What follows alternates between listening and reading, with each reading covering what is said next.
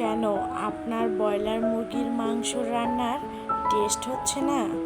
যে কৌশলে সবচেয়ে সেরা স্বাদের মাংস রান্না করবেন সেই গোপন টিপস আপনাদের সাথে শেয়ার করব। এই তো এখানে আমি 3 কেজি ব্রয়লার মুরগির মাংস নিয়েছি, ভালো করে কেটে ধুয়ে পরিষ্কার করে। এখন আমি এখানে দিয়ে দেব 2 চামচ আদা, রসুন, জিরে বাটা। আমি একসাথে সবগুলো মশলা ব্লেন্ডার করে নিয়েছি। এরপরে আমি দিয়ে দেব হলুদের গুঁড়া। এরপরে আমি দিয়ে দেব মরিচের গুঁড়া।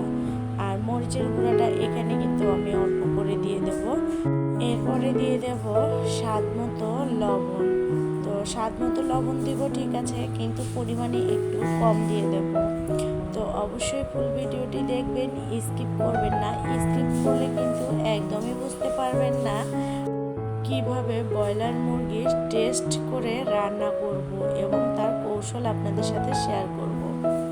আর এই তো দেখেন, আমি কিন্তু এখানে সব কিছু দেওয়ার পরে হাতে মাখিয়ে নিচ্ছি। অবশ্যই কিন্তু মুরগির মাংসটা বেশ কিছুক্ষণ ধরে হাতে মাখিয়ে নিতে হবে। আমি যেদিন এই মুরগির মাংসটা বাড়িতে রান্না করি, সবাই একেবারে আঙ্গুল চেটে পুটে খেয়ে নেয়, এতটাই টেস্টি এবং মজাদার। তো দেখেন, এখনও কিন্তু আমার হাতে মাখানো হয়নি। আমি খুব ভালো করে কিন্তু হাতে মাখিয়ে নিলাম। অবশ্যই আপনারাও কিন্তু আমার মতো ভালো করে হাতে মাখিয়ে নেবেন।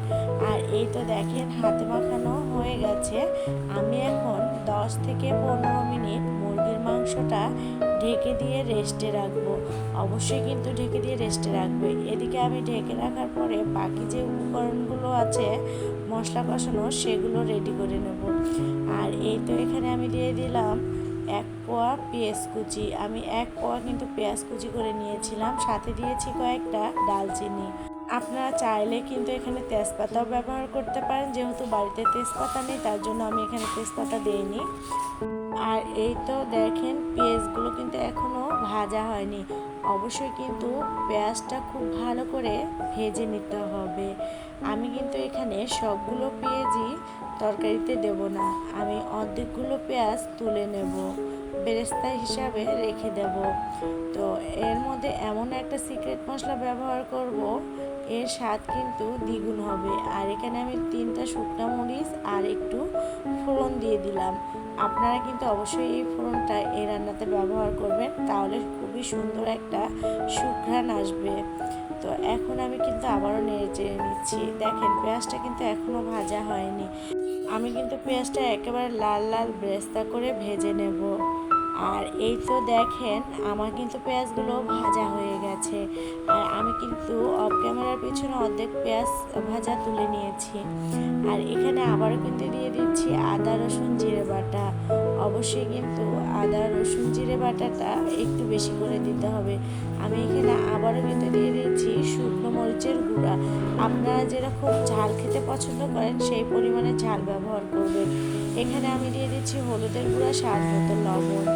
এরপরে আমি কিন্তু আবারও নেড়ে চেড়ে নিচ্ছি। অনেক আপুরা হয়তো মনে করবেন, আপু আপনি তো এখানে গরম মশলা ব্যবহার করলেন না। হ্যাঁ আপুরা, আমি কিন্তু এখানে কোনো রকমই গরম মশলা ব্যবহার করিনি। হ্যাঁ, অবশ্যই গরম মশলা ব্যবহার করব, তবে এখন নয়। এখন আমি মশলাটা কষানোর জন্য বেশ কিছুক্ষণ নেড়ে চেড়ে নেব। আর এই তো আমি রেখে দিলাম। বেশ কিছুক্ষণ পর আবার কিন্তু চলে আসলাম। তো মাংসটার কী অবস্থা দেখেন। এদিকে আমার কিন্তু মশলা কষাতে কষাতে মাংসটা প্রায় 10 থেকে 15 মিনিট হয়ে গেছে। আর মাংস থেকে কিন্তু পানি ছেড়ে দিয়েছে। আর এই তো দেখেন, আমি কিন্তু আস্ত গরম মশলা অফ ক্যামেরার পিছনে দিয়ে দিয়েছি। এখানে 6 থেকে 7টা সাদা এলাচ, 2টা কালো এলাচ দিয়েছি। আর এই তো এখন আমি কিন্তু মেখে রাখা মুরগির মাংসগুলো দিয়ে দেব। আর এই যে বললাম না, এইভাবে যদি মুরগির মাংস রান্না করেন তাহলে কিন্তু এর টেস্ট দ্বিগুণ হয়। আর বুঝতেই পারবেন না যে মনে হচ্ছে ব্রয়লার মুরগির মাংস খাচ্ছি। ঠিক আছে, তো আপনারা চাইলে কিন্তু মুরগির মাংসটা এরকম মাখিয়ে নিয়ে ভেজেও রান্না করতে পারেন। তো আমি এখানে মুরগির মাংসগুলো বেশ কিছুক্ষণ নেড়ে নেব।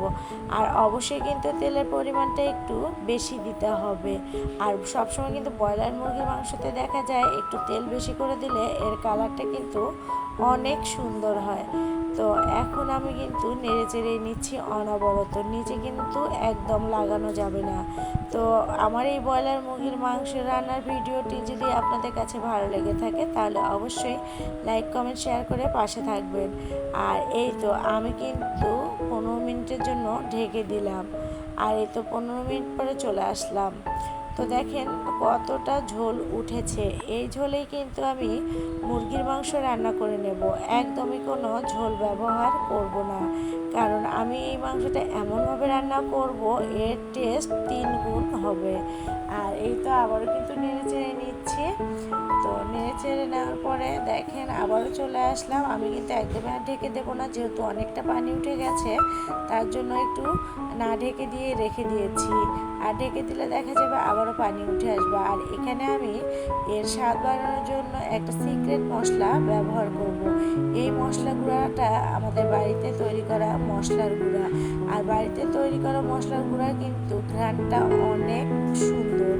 আর এই তো দেখেন এখানে আমি কিছু পেঁয়াজ বেরেস্তা করে নিয়েছিলাম, এখন কিন্তু এই মশলার গুঁড়ার সাথে দিয়ে দেব। অবশ্যই কিন্তু আপনারা ব্রয়লার মুরগির মাংসটা এইভাবে রান্না করার ট্রাই করবেন। এর গন্ধ বাসনা কিছুই থাকবে না, এতটা সুস্বাদু এবং টেস্টি হয়। আর এই তো আমি কিন্তু আবারও নেড়ে চেড়ে নিচ্ছি। অবশ্যই কিন্তু আপনারা এখানে খুব ভালো করে নেড়ে চেড়ে নেবেন। আর একদমই কিন্তু নিচে লাগানো যাবে না, আমি প্রথমেই বলেছি। আর অনবরত এরকম কিন্তু আমি নেড়ে চেড়েই নেব।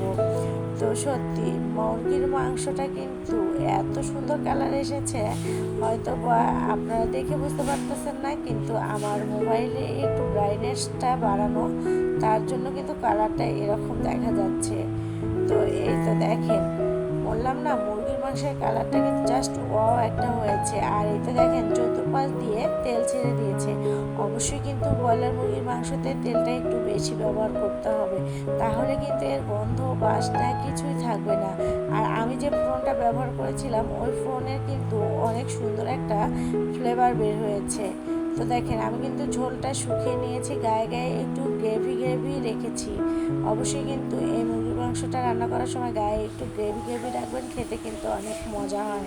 আপনি রুটি বলেন, পোলাও ভাত বলেন, সাদা ভাত বলেন, যে কোনো কিছুর সাথে কিন্তু এই মুরগির মাংসটা খেতে পারবেন।